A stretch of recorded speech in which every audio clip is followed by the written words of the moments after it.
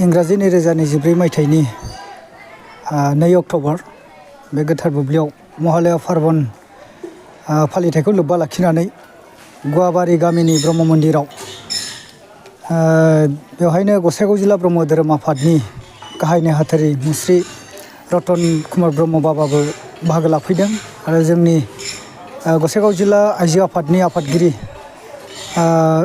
मुस्रिमा प्रतिभा ब्रह्म आइनि दैदेननायावनो दिनै बे मोनसे हाबाफारिखौ बे गुवाबारि गामिनि गासै रायजो राजाखौ लानानै बे दिनैनि जेनाखि महालया पार्बन बे फालिथायखौ दिनै खुंफुंनाय जादों। बेखौ जोङो जग्गाहुतिनि खान्थिजोंनो जोङो बे महालया पार्बनखौ जों फालिबाय। महालयानि ओंथिखौ आं एसे बिजिरनानै होनो आखायाव लाबाय। महा माने बयनिख्रुइबो देरसिन गिदिर होननाय जायो। लय माने मोनसे न' महालय, जेरैहाय फरायसालिखौ शिक्षालय होननानै दिन्थियो, जग्गालय होननानै दिन्थियो, बिदिनो हसिबालय होननानै दिन्थियो। थिग बेबादिनो बुहुमनि मोनसे न'मा न' आरोखि बे माबाया महालया। बे महालयावनो त्रिगुणात्मा जगत होनना बुंदों। थाखोथाम मुलुग दं, जेरै जों थानायखौ भुलक होनना बुंबाय, ओमफ्राय अखाफोर मण्डलखौ अन्तरिलक होनना बुंबाय, मोब्लिब अर्थ बिद्युत ज्योति, बिनिफ्राय स्वर्गलकआव गियान ज्योति, बयनिख्रुइबो देरसिन सान सुर्य नारायणआ बेयाव थाबाय आरोखि। दा बे सुर्य नारायणआनो अखाफोरखौबो खामानि मावहोयो आरो जोंखौबो भुलकआव आथुमब्रै जिउ जिबिखौ हाबा मावहोयो। माने एक सेकेन्डबो थाद'नाय गैयै बे आथुमब्रै जिउ जिबिखौ जोंखौ सान हर खामानि मावहोगासिनो दङ। आथुमब्रै जिब जिबिया जाहैबाय उरन, बरुन, गजन, ब्रह्मन।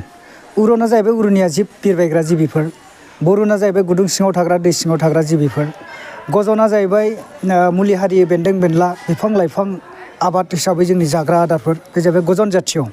बिनिफ्राय ब्रह्मन जिबा जाहैबाय उदैजों मानबायग्रा आथिंजों एनबायग्रा जेसेबां बुहुमाव दोरोदनो गोरों जिबिफोर दं बेखौनो ब्रह्मन जिब होनना बुङो।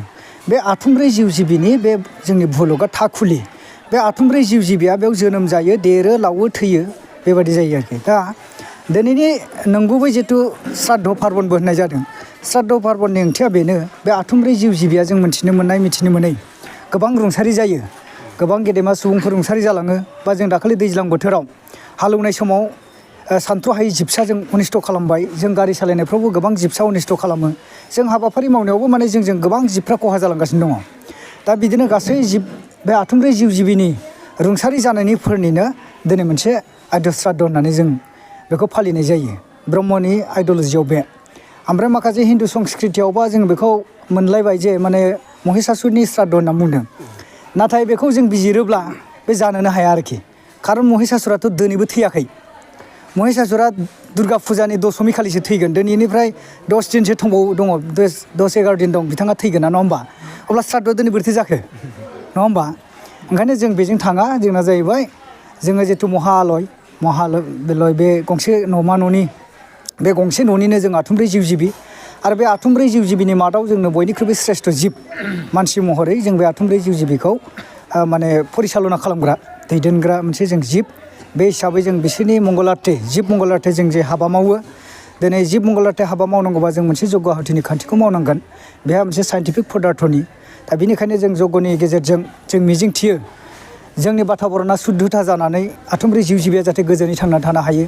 जों गासैबो धर्मालम्बि गासैखौबो लाफानानै जोङो खामानिखौ मावनाय जायो। जों बेवहाय सुदु ब्रह्मनि थाखायल' नङा, बुहुमनि बारहावाखौ सोदांनाय माने बुहुमनि गासैखौबो जोङो लाफानानै। ओंखायनो जों बेयाव धोरोमनि जेबो फारागथि गैया। आरो जोंनि शास्त्रआ माने बेयाव जाथि भागबो खालामाखै, मानब धर्मसो होनखादों। मानब धर्मआ जाबाय सुबुं धोरोम। बे सुबुं धोरोमाव नों गासैबो जाथि धर्मालम्बिफ्रा जों बेवहाय लाफानानै जों मोनसे इनक्लुसिभ माइन्दनि गेजेरजों जों खामानिखौ मावनाय जायो आरोखि। जग्गनि खान्थिया बे।